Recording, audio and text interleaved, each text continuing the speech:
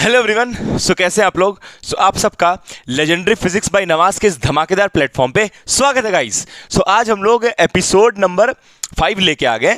आपका जो homogeneous differential equation topic चल रहा था उसके अंदर। और आज का वीडियो थोड़ा छोटा होगा और आसान होगा। आसान इन द सेंस कि मतलब जो होमोजीनियस हम लोग पढ़े हैं उसी के ऊपर क्वेश्चन है। इसके बाद नॉन होमोजीनियस का भी वीडियो आएगा। इसके बाद एक और लेक्चर हम लोग होमोजीनियस का क्वेश्चन के ऊपर रखेंगे, छोटा सा ही। और उसके बाद नॉन होमोजीनियस आएगा, ठीक है, एंड सो ऑन, फिर टॉपिक्स चलेगा। तो मैं ऑब्वियसली मैथमेटिकल फिजिक्स के पॉइंट ऑफ व्यू से। और इसके अंदर हम लोग अभी आपको हम लेक्चर प्लानर के हिसाब से एक क्वेश्चन करवाएंगे, आपको एक क्वेश्चन होमवर्क देंगे, बस आपको उसी को बनाना है। और अगर आपको इसका नोट्स चाहिए, मतलब जो इसमें हम क्वेश्चन सॉल्व करवा रहे हैं और ये जो क्वेश्चन, हालांकि यहाँ हम क्वेश्चन लिख देंगे, फिर भी अगर आपको नोट्स फॉर्म में ये चाहिए तो आप Telegram channel legendary physics Nawaz से इस वाले लेक्चर का हैंड रिटन नोट्स डाउनलोड कर सकते हैं। तो आइए हम लोग स्टार्ट करते हैं। और आपको पिछला वाला वीडियो होमोजीनियस डिफरेंशियल इक्वेशन का जो है वो देखा हुआ होना चाहिए, ठीक है। ड्यू से बहुत लोग होगा, तो ड्यू के सिलेबस में तो होमोजीनियस डिफरेंशियल इक्वेशन है। अब बहुत सारा जो अदर यूनिवर्सिटीज़ है उसमें है कि नहीं, मेरे हिसाब से होना चाहिए, क्योंकि कॉमनली ड्यू में जो सिलेबस रहता है वही लगभग सब में फॉलो होता है। तो खैर हम लोग वीडियो स्टार्ट करते हैं। सुबह का टाइम है ये।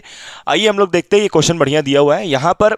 सबसे पहले ना आपको हम पिछले वाले वीडियो में वर्किंग रूल सिखाए थे। वर्किंग रूल मतलब कि सबसे पहले तो ना कि आइडेंटिफाई करना पड़ता है। हम आपको फिर से एक बार रिकैप करवा देते हैं। आइडेंटिफाई करना पड़ता है कि जो मेरे पास गिवन डिफरेंशियल इक्वेशन है वो होमोजीनियस है कि नहीं। होमो वर्ड का हम आपको मतलब ये सब बता चुके हैं पिछले वाले वीडियो में बहुत डिटेल से, ठीक है।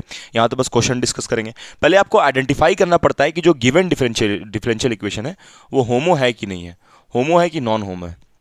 होमो रहेगा तब इसमें क्या करना है, तब इसका ना आपको कैसे पता चलेगा होमो है कि नहीं, वो अभी हमको बता देंगे। कैसे पता चलता है वो बता देंगे अभी आपको हम। अच्छा, उसके बाद आपको क्या करना है ना कि y बराबर वी एक्स सब्सटीट्यूट करना है ना। या फिर आपको क्या करना रहता है, या फिर आप x बराबर वी वाई, जैसा आपको जरूरत पड़े, x बराबर वी वाई सब्सटीट्यूट करते हैं। x बराबर वी वाई, इससे भी काम होता है।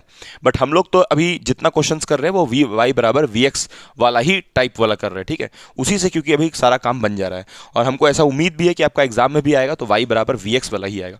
मतलब जहाँ जहाँ पर y होता है वहाँ पर हम लोग वी एक्स डाल देते हैं। उसके बाद क्या करते हैं, इससे d y by d x निकाल लेते हैं। और d y by d x इससे जो निकलता है दैट इज v बाहर होता है, मतलब यहाँ प्रोडक्ट रूल लगाते हैं हम लोग, v बाहर। और ये v बाहर होने के बाद फिर यहाँ पर x का डेरिवेटिव हो जाता है 1। उसके बाद फिर प्लस क्या करते हैं हम लोग, x को बाहर करते हैं, उसका d v by d x. तो ये वाला जो सब्सटीट्यूशन है उसको हम लोग इस क्वेश्चन में यूज़ करते हैं। तो ये आपका दूसरा हो गया है ना। ये वर्किंग रूल आपको थोड़ा सा हम रिकैप करवा रहे हैं, ठीक है। जिसको आता है ये सब वो वीडियो आगे बढ़ा करके और सवाल बना सकता है जो होमवर्क वाला है, और या फिर ये सवाल को अटेम्प्ट कर सकता है वीडियो पॉज करके, जिसको ये समझ में आ गया। उसके बाद हम लोग क्या करते हैं, जहाँ जहाँ पर मेरे पास v था, मतलब जहाँ जहाँ पर यहाँ v आएगा लास्ट में पूरा सॉल्व करने के बाद, ये सब सब्सटीट्यूशन करने से क्या होता है, ये सब सब्सटीट्यूशन इसमें करते हैं। और ये सब जो सब्सटीट्यूशन है इसको करने के बाद क्या होता है कि जो मेरा गिवन डिफरेंशियल इक्वेशन है वो वेरिएबल सेपरेबल बन जाता है ना। गिवन डिफरेंशियल इक्वेशन जो है वो वेरिएबल सेपरेबल बन जाता है, मतलब कि वेरिएबल्स सेपरेट होना स्टार्ट हो जाता है, वेरिएबल सेपरेबल बन जाता है, ठीक है। Given differential equation variable separable बन जाता है। और उसके बाद वेरिएबल सेपरेबल बनने के बाद फिर उसको हम लोग सॉल्व करते हैं, है ना। एक फाइनल सॉल्यूशन टाइप का मिलता है। और उस सॉल्यूशन में जहाँ जहाँ पर आपका v रहता है, वहाँ पर हम लोग क्या डाल देते हैं, y बाई एक्स, मतलब उसको वापस y और x के टर्म में कन्वर्ट कर देते हैं। और फिर मेरे पास फाइनली मिल जाता है given solution, required solution. Given solution क्या होता है, रिक्वायर्ड सॉल्यूशन, मतलब जो भी डिफरेंशियल इक्वेशन का सॉल्यूशन होना चाहिए वो।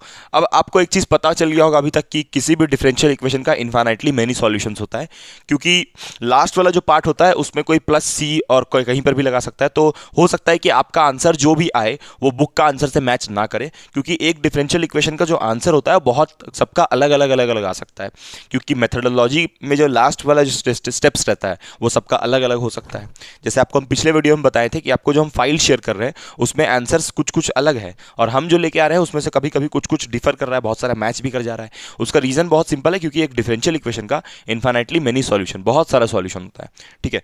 तो खैर हम लोग वीडियो आगे बढ़ाते हैं और इसको सॉल्व करके देखते हैं, ठीक है। तो आइए हम लोग स्टार्ट करते हैं। तो आपको आंसर मतलब अगर मैच एकदम एक्जैक्टली नहीं करे, जो होमवर्क भी दे, तो उससे घबराने वाला कोई बात नहीं है। बहुत सारा सॉल्यूशन हो सकता है एक पर्टिकुलर डिफरेंशियल इक्वेशन का, ठीक है। खैर अब देखिए, यहाँ पर हम लोग क्या करेंगे, इसको सॉल्व करेंगे जो अभी आपको हम बताएं। अगर आपको इसको बहुत डिटेल में बहुत अच्छा से समझना है गाइस, तो आप इसके जो पहले वाला वीडियो गाइज इसके पहले वाला जो वीडियो है होमोजीनियस का, वो आप देख सकते हैं। उसमें हम सब एक्सप्लेन किए सारा चीज़ बहुत अच्छे से डिटेल में। तो आइए इसको सॉल्व करते हैं हम लोग। ये क्वेश्चन दिया हुआ है।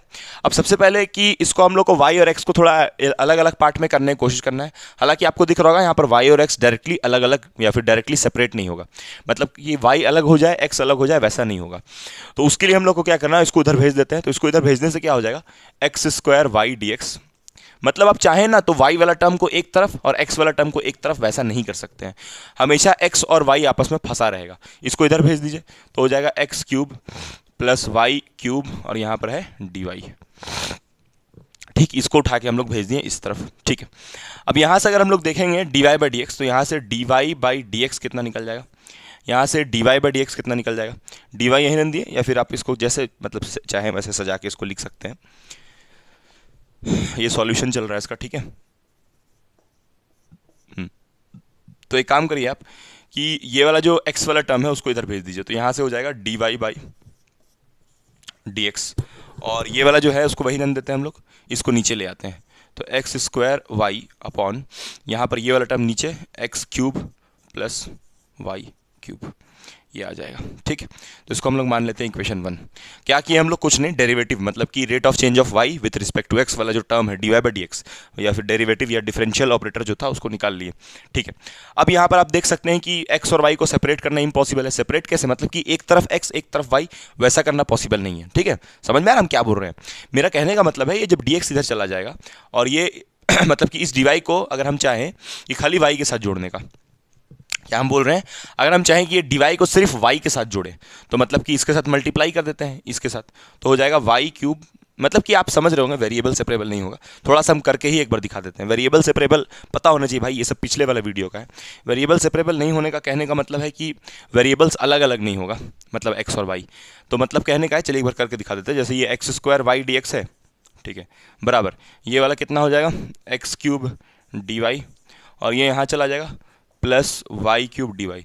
अब आप देख सकते हैं कि यहाँ पर ये जो x है वो y के साथ फंस गया है, और यहाँ वाला अगर आप चाहें तो ये देखिए ये x जो है वो खाली dx के साथ नहीं, यहाँ y भी फंसा है। तो कहने का मतलब ये मिक्स्ड टाइप का है, मतलब इसमें से x वाला टर्म को एक तरफ, y वाला टर्म को एक तरफ, मतलब कि ऐसा आप खाली सोचें कि dx के साथ खाली x आए और dy के साथ खाली y आए, वो नहीं आ रहा है यहाँ पर। dx के साथ सिर्फ x या dy के साथ सिर्फ y, वो चीज़ नहीं आ रहा है। इसीलिए यहाँ पर हम लोग को जो होमोजीनियस का जो फॉर्मेट होता है, मतलब जो सब्स्टिट्यूशन y बराबर vx, उसको यूज़ करना पड़ेगा। अब ये होमोजीनियस इक्वेशन है कि नहीं, पहले वो आइडेंटिफाई कीजिए। कहीं भी y बराबर vx नहीं डाल देना है, पहले देखना है कि जो गिवन डिफरेंशियल इक्वेशन है वो होमोजीनियस है भी कि नहीं, तो उसको चेक करना है, उसके बाद ही आपको आगे प्रोसीड करना है। ठीक है, तो ये जो आपको डिफरेंशियल इक्वेशन दिख रहा है, इसमें आपको दिख रहा होगा कि यहाँ पर इसका जो पावर है वो 2 है, इसका पावर कितना है ऊपर वाला का 2, और इसका पावर 1 है, तो 2 + 1 तो पावर कितना हो गया 3। ठीक है, ऊपर वाला जो न्यूमरेटर है उसमें 2 + 1 पावर कितना हो गया 3। अच्छा, यहाँ जो डिनोमिनेटर है उसमें ईच टर्म का जो पावर है वो सेम होना चाहिए। ध्यान रखिएगा, एक टर्म का नहीं, ईच टर्म, डिनोमिनेटर में ईच टर्म का पावर सेम होना चाहिए। तो डिनोमिनेटर में जो ईच टर्म है, मतलब ये x का जो पावर है 3 और जो y का पावर है वो भी 3 है। x का पावर यहाँ भी 2 और y का पावर यहाँ 1, मतलब कहने का है कि इनका पावर भी 3 आ रहा है और इसका भी पावर कितना आ रहा है 3 आ रहा है। ठीक, तो पावर सेम है, मैच कर रहा है पावर, इसका जो पावर है और इनका जो पावर है वो मैच कर रहा है, बराबर है पावर। मतलब डिनोमिनेटर में, मेरा वर्ड्स पे ध्यान दीजिए, डिनोमिनेटर का हर एक टर्म का जो पावर है और न्यूमरेटर का हर एक टर्म का जो पावर है वो इक्वल आना चाहिए। मतलब इसका पावर देखिए 3, इसका भी पावर कितना है 3, तो इसलिए इसको होमोजीनियस बोलेंगे। इसलिए यहाँ पर ये वर्ड हम लोग यूज करते हैं होमोजीनियस डिफरेंशियल इक्वेशन। होमोजीनियस मतलब uniformity in the powers of the numerator and denominator. बहुत इंग्लिश हो गया sir, uniformity in power of numerator और डिनोमिनेटर, उसी को होमोजीनियस बोलते हैं। ठीक है, तो आइए हम लोग आगे स्टार्ट करते हैं। अगर आपका ये क्वेश्चन बन गया तो आप डन लिख सकते हैं कमेंट में। ठीक है, चलिए देखिए, तो यहाँ से अभी हम लोग क्या करेंगे, इसको सब्सटीट्यूट करेंगे y बराबर vx, और उसके बाद फिर इसको चेंज कर लेंगे, d y by d x निकालेंगे इसका y बराबर वी एक्स में। तो इसका d y by d x कितना आ जाएगा, v ऐसे ही रहेगा plus x d v by d x. ठीक, इसको मान लेते हैं 2 और ये वाले को मान लेते हैं 3, और ये 3 और 2 को हम लोग देखिए ये d y by d x की जगह ये डाल देंगे, और जहाँ जहाँ पर y दिख रहा है उसकी जगह जगह पे वी एक्स डाल देंगे। आइए करते हैं इसको। तो सब putting equation 2 and 3 in 2 and 3 इन 1, 2 और 3 को डालना है 1 में, ठीक है, 2 और 3 को 1 में डालना है। तो यहाँ पर जब डालेंगे तो क्या हो जाएगा, एक्स स्क्वायर तो ऐसे ही रहेगा, और y की जगह क्या डाल देंगे, vx, y के प्लेस पे vx अपॉन, यहाँ पर एक्स क्यूब ऐसे ही रहेगा, और यहाँ पर जो y है उसके प्लेस पे फिर से डालना है vx का होल क्यूब, ठीक है, इज इक्वल टू यहाँ हो जाएगा dy बाई dx। कोई दिक्कत नहीं, नो सर। अब इसको मल्टीप्लाई कर लेते हैं तो यहाँ से क्या हो जाएगा, v x cube upon x cube plus v cube x cube, ठीक, ठीक है। देख लेते हैं, स्टेप में कभी कभी कैलकुलेशन में गलती हो सकता है। तो यहाँ पर हम लोग क्या किए, y की जगह वी एक्स डाल दिए, इसकी जगह भी वी एक्स डाल दिए, सो ऑन, ठीक है। अब यहाँ से आप देख सकते हैं इधर इधर d y by d x की जगह हम क्या क्या लिख सकते हैं, d y by d x की जगह भी डाल दीजिए, d y by d x की जगह ये जो हम लोग निकाले हैं इसको डाल दीजिए, क्या है, v plus x d v by d x, ठीक। तो यहाँ से आप देख सकते हैं एक्स क्यूब कॉमन जा रहा है और अंदर में बचेगा सिर्फ v, और नीचे में भी एक्स क्यूब कॉमन हो जाएगा, तो हो जाएगा 1 प्लस वी का पावर 3, और फिर यहाँ पर बच जाएगा v plus x d v by d x, ठीक। एक्स क्यूब से एक्स क्यूब हो जाएगा कैंसल आउट, एक्स क्यूब से एक्स क्यूब कैंसल आउट, और यहाँ से हम लोग क्या करेंगे, अब ये v जो है उसको इस तरफ भेज देते हैं, तो v अपॉन 1 प्लस वी का power 3 minus v is equals to x d v by d x, ठीक है। चलिए इधर वाला हम मिटा रहे हैं, है ना, इधर वाला क्वेश्चन आप लिख लिए होंगे, ठीक है। ये रिक्वायर्ड सॉल्यूशन फिर निकालना है गिवन डिफरेंशियल इक्वेशन का। थोड़ा सा हमको बहुत सारा काम था बीच में, इसलिए वीडियोस नहीं आ रहा था बहुत लंबा टाइम से, हमको पता है ये बात, ठीक है, मतलब थोड़ा सा टाइम हो गया, कोई बात नहीं, हम लाएंगे वीडियो, लेके आएंगे, ऐसा नहीं कि नहीं लेके आएंगे, आएगा वीडियो, कंप्लीट होगा, मैथमेटिकल फिजिक्स का सिलेबस बिल्कुल होगा। तो ये इधर चला जाएगा तो कितना हो जाएगा, v माइनस ये वहाँ चला जाएगा तो हो जाएगा v 1 प्लस वी का पावर 3, और नीचे में कितना आ जाएगा, नीचे में 1 प्लस वी का पावर 3, और इधर हो जाएगा ये वाला क्या किया हम, यहाँ एलसीएम ले लिया इसका, ठीक है, और यहाँ बच जाएगा is equals to x d v by d x, ठीक। फिर इसको सॉल्व कर लेते हैं, तो v माइनस वी, और ये माइनस यहाँ चला जाएगा, माइनस v का पावर ये यहाँ चला जाएगा, v का पावर 4 अपॉन 1 प्लस वी का power 3 is equals to x d v by d x. एक बढ़िया सवाल भी हम करवाएंगे आपको, अभी तो मतलब जो बेसिक लेवल से चल रहे हैं, एक और होमवर्क का वीडियो आएगा, उसमें और क्वेश्चन हम लोग थोड़ा अच्छा वाला डिस्कस करेंगे, बाकी इसी से रिलेटेड एक होमवर्क अभी हम देंगे, और एक बढ़िया सवाल नेक्स्ट क्लास में डिस्कस करेंगे हम लोग। 1 प्लस वी का power 3 x d v by d x, इसी में करते हैं, बट टाइम का कमी होने की वजह से हम लोग नेक्स्ट में डिस्कस करेंगे। ये समझ में आ रहा है ना कैसे हो रहा है आपको, ठीक।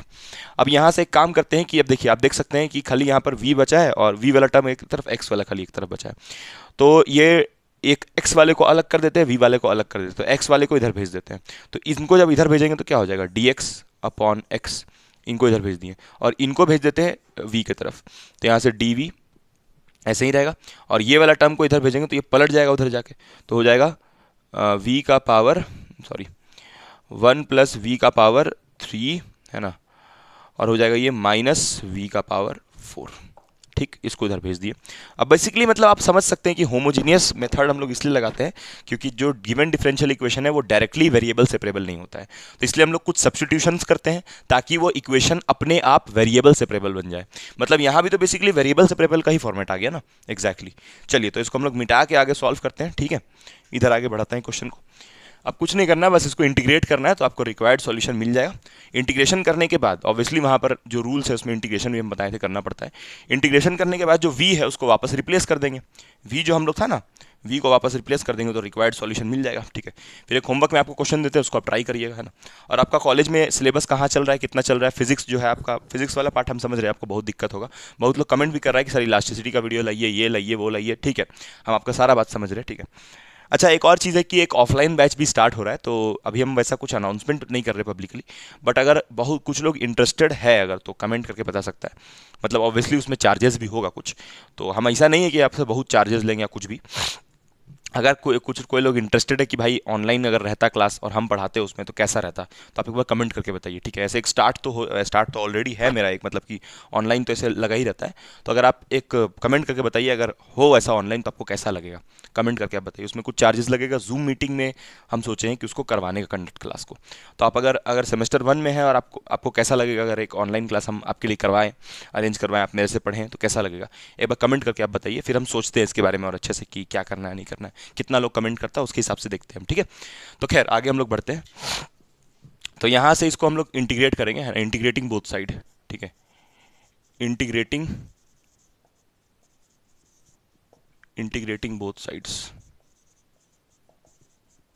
तो इसको अगर हम लोग दोनों तरफ इंटीग्रेट करेंगे तो दोनों तरफ इंटीग्रेट करने से क्या मिलेगा, इस तरफ हो जाएगा integration dx by x is equals to, यहाँ पर हो जाएगा इंटीग्रेशन, यहाँ से हो जाएगा 1 प्लस, एक काम करते हैं ना, इसको सेपरेट कर देते हैं। सेपरेट कहने का मतलब है कि ये वाला जो माइनस वी है, माइनस वी का पावर 4 है, एक बार इसको इसके साथ भेज देते हैं, फिर एक बार इसके साथ, तो हो जाएगा यहाँ से -1 बाई वी का पावर 4 डी। उसके बाद फिर ये वाला माइनस जो है यहाँ भी जाएगा, तो हो जाएगा माइनस इंटीग्रेशन वी का पावर 3, सॉरी, वी का पावर 3 बाई वी का पावर 4 डी। ठीक, तो इसको हम लोग सेपरेट कर दिए, ठीक है। अच्छा, अब यहाँ से ये कैंसल आउट होने के बाद हो जाएगा, मतलब ये कैंसिल हो जाएगा, तो यहाँ से हो जाएगा -1 बाई वी का पावर 4 डी वी, माइनस यहाँ बच जाएगा integration 1 by v d v, ठीक है। और यहाँ पर तो integration d x upon x तो चल ही रहा है, ठीक। अब इसको सिंपली इंटीग्रेट कर देना है, और कुछ करना है नहीं वैसा। तो यहाँ से इसको जब ऊपर भेज दें हम लोग, अगर इसको थोड़ा चेंज करके लिख ले, मतलब ऐसे लिख ले वी का पावर -4, तो ये कितना हो जाएगा, माइनस इसका इंटीग्रेशन कितना आएगा, इसका इंटीग्रेशन आ जाएगा वी का पावर -4 + 1, चलिए लिख ही देते हैं, -4 + 1 बाई -4 + 1, और इसका इंटीग्रेशन कितना होगा, लॉग वी होगा, सॉरी, इसका इंटीग्रेशन होगा 1 बाई वी का लॉग वी, और ये 1 बाई एक्स का इंटीग्रेशन क्या हो जाएगा, लॉग एक्स, ठीक है, नेचुरल लॉग ऑब्वियसली। और यहाँ से ये कितना आ जाएगा, माइनस वी का पावर -3 अपॉन -3, और यहाँ माइनस लॉग वी, ठीक है, और यहाँ से हो जाएगा लॉग एक्स।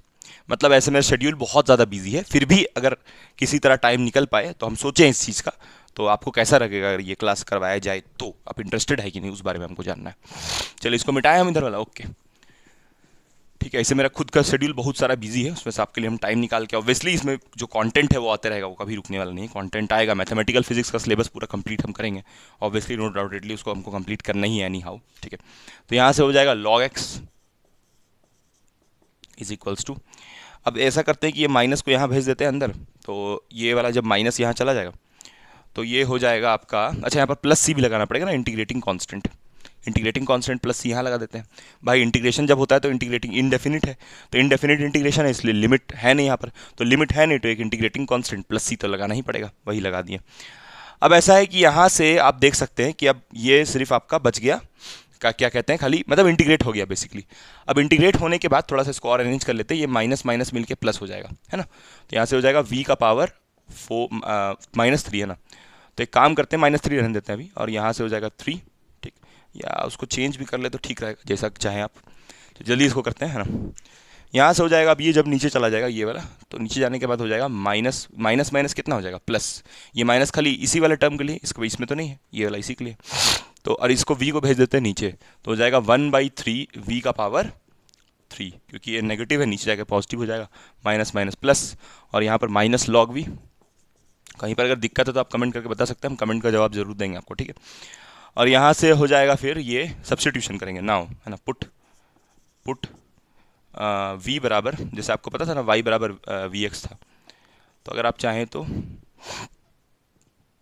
पुट क्या करना है आपको, v बराबर, v की जगह पे क्या डालना है, y/x, जहाँ जहाँ पर v है वहाँ पर y/x, तो यहाँ पर v है, यहाँ y/x, तो log x is equal to 1/3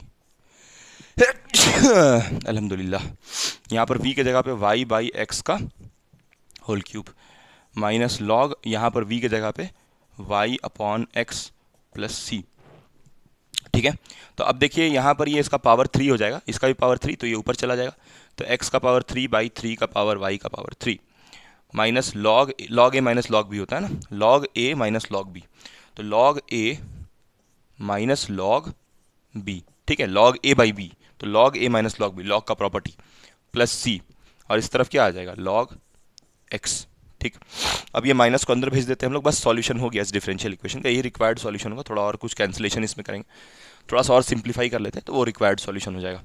अब आप प्लस सी अगर आप चाहें तो उस तरफ भी लेके बना सकते हैं, उससे कोई दिक्कत नहीं है, प्लस सी आप चाहे इधर लगाए उधर लगाए, बात वही है, उससे कोई दिक्कत वाला बात नहीं है। अब यहाँ से देखते हैं हम लोग क्या होगा, यहाँ से करने के बाद यहाँ से ये माइनस अंदर जब चला जाएगा, तो यहाँ से हो जाएगा log x is equals to x का पावर 3 अपॉन 3y का power 3 minus log y plus log x, ये माइनस माइनस प्लस और यहाँ प्लस सी, लॉग x से लॉग x कैंसिल। ठीक, तो आप देख सकते हैं यहाँ से रिजल्ट क्या आ रहा है, यहाँ से रिजल्ट आ रहा है, इसको log y को आप इस तरफ भेज सकते हैं, तो log y is equals to x का पावर 3 बाई 3y का पावर 3 प्लस सी, ये आंसर आया। ठीक है, कोई दिक्कत नहीं होगा, उम्मीद करते हैं आपको इसमें। ठीक है, चलिए, तो अब इसके बाद एक क्वेश्चन आपको हम होमवर्क वाला देते हैं। ठीक है, होमवर्क क्वेश्चन, उसको आप बना के दिखाइएगा। ठीक है, होमवर्क क्वेश्चन फाइल से ही आपको हम दे रहे हैं, उसको आपको ट्राई करना है। तो ये समझ में आएगा आपको, उम्मीद करते हैं। यस सर, समझ में आ गया सर, समझ में आ गया।